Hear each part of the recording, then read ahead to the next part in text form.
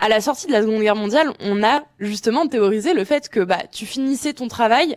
justement, tu devenais vieux, t'étais plus en capacité de travailler, mais fallait quand même te mettre sous protection sociale. C'est-à-dire de dire la société était quand même reconnaissante d'avoir travaillé autant de temps, t'es plus en capacité de travailler, mais du coup on va te donner la retraite. La jeunesse, aujourd'hui, n'est même pas reconnue justement comme cet âge à part entière de la vie où tu vas te former justement pour avoir un meilleur métier, etc. Et en gros, on a justement cette faille spatio-temporelle qui fait que on ne reconnaît pas la jeunesse comme un vrai âge de la vie, ce qui fait qu'on n'a pas le droit du tout aux protections sociales que ça devrait amener, que ce soit en termes de santé, en termes de protection des risques, etc. On se retrouve à justement juste dire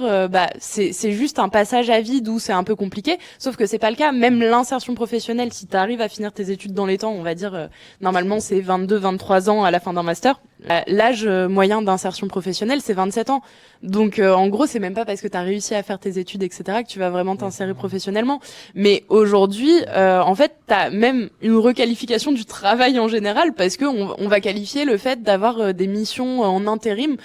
comme vraiment du travail, là où on va même pas qualifier le fait d'avoir des études pour s'améliorer et gagner en connaissances comme du travail.